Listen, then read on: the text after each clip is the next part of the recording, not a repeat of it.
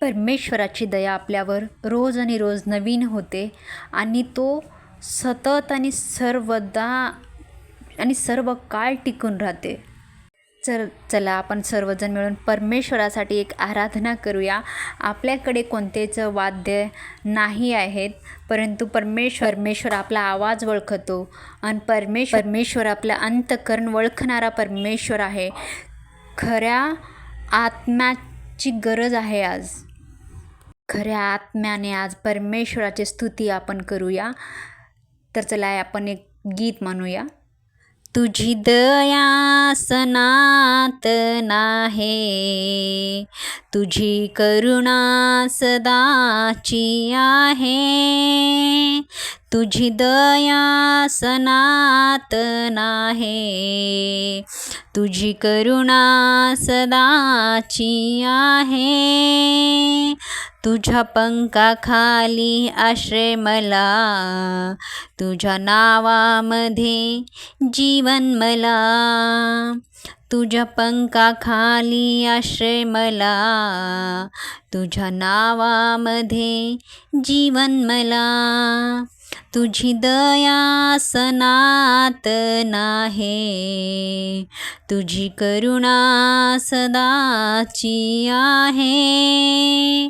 तुझी दया सनातन आहे, तुझी करुणा सदाची आहे. दिवसा सुटणारा बाण, काळोखात निघणारी मरी. दिवसा सुटणारा बाण, काळोखात निघणारी मरी. त्याची बाधा मला होणार नाही, तुझं वचन सत्य ढाल आहे.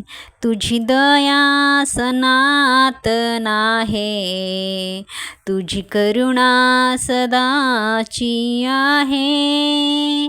तुझी दया सनातन आहे, तुझी करुणा सदाची आहे.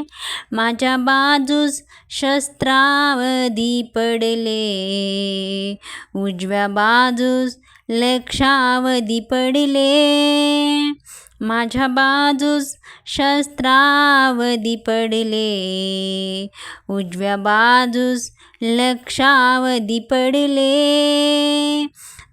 तुझी दया सनातन आहे, तुझी करुणा सदाची आहे. तुझी दया सनातन आहे, तुझी करुणा सदाची आहे. तर असं परमेश्वर आपणाला त्याच्या पंखाखाली, त्याच्या आश्रयाखाली घेऊन आम्हाला सांभाळणारा आपला परमेश्वर आहे. त्या परमेश्वर जेव्हा आपल्यासोबत राहतो तेव्हा कोणत्याच गोष्टीची आम्हाला बाधा होणार नाही. कितीही परिस्थिती आपल्यामध्ये कशीही असो, आपणाला कोणत्याच गोष्टीचा परिस्थिती कशीही असू द्या, त्याचा आपल्याला फरक पडत नाही. कारण तो सर्वदा सर्व काळ असणारा परमेश्वर आपल्यासोबत आहे. तर आम्ही सदा आणि सर्वदा प्रभूची स्तुती केली पाहिजे. धन्यवाद.